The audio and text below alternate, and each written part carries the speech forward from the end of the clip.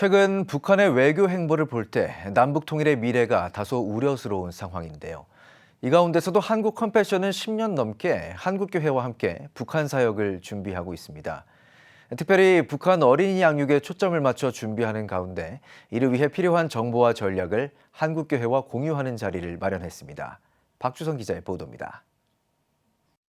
지난해 10월, 북한이 같은 해 6월경 러시아와 체결한 조약을 내세워 러시아 우크라이나 전쟁에 북한군을 파병했습니다. 사실상 러시아와 군사동맹을 맺은 셈입니다. 북한의 이 같은 외교 행보를 두고 외부와 부분적으로 교류하지만 체제를 견고히 지키는 이른바 모기장식 개방으로 회귀했다는 것이 북한 전문가들의 분석입니다.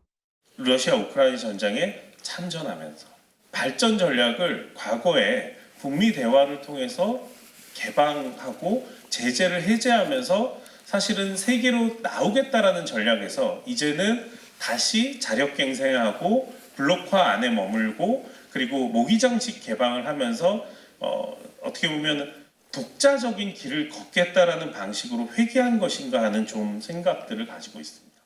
자칫 국제적 고립에 빠져 경제는 물론 국가 내부 지지층 결속에 위기를 맞을 수도 있는 북한. 문제는 북한이 오히려 조직의 내구성을 강화하고 있다는 사실입니다.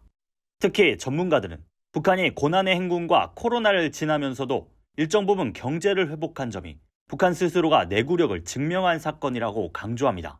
생각보다 북한은 견고한 부분들도 있는 것 같아요. 지난 30년간 우리가 격동의 시간들을 변하는 그 과정 속에서도 북한이 내부적으로 계속해서 그 나름대로의 대응을 했었다라는 사실에 대해서도 우리는 간과하지 않았으면 좋겠다라는 말씀을 좀 드리고 싶습니다.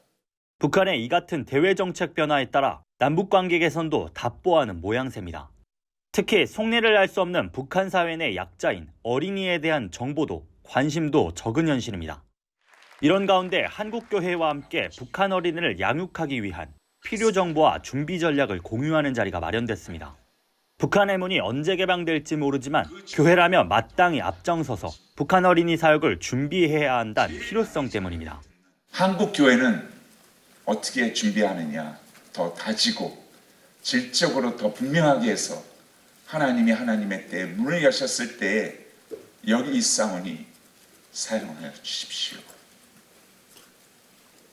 라고 주님 앞에 가슴앓이를 하며 북한을 밟는 그 준비를 더욱더 하게 될 것입니다.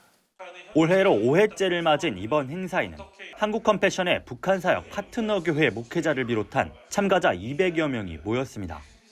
이날 컴패션은 북한 어린이 사역의 미래 발전 방향성을 제시했습니다.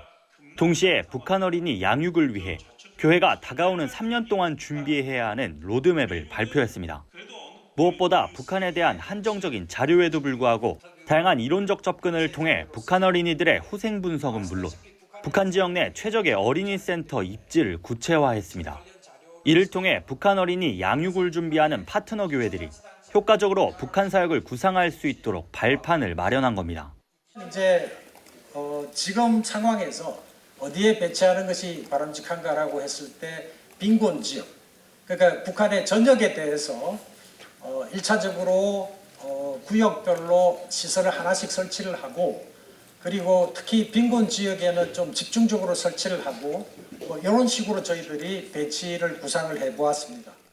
북한 어린이를 위해 기도의 손을 맞잡은 파트너 교회 목회자들.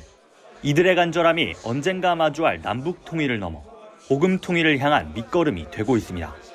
CTS 뉴스 박주성입니다.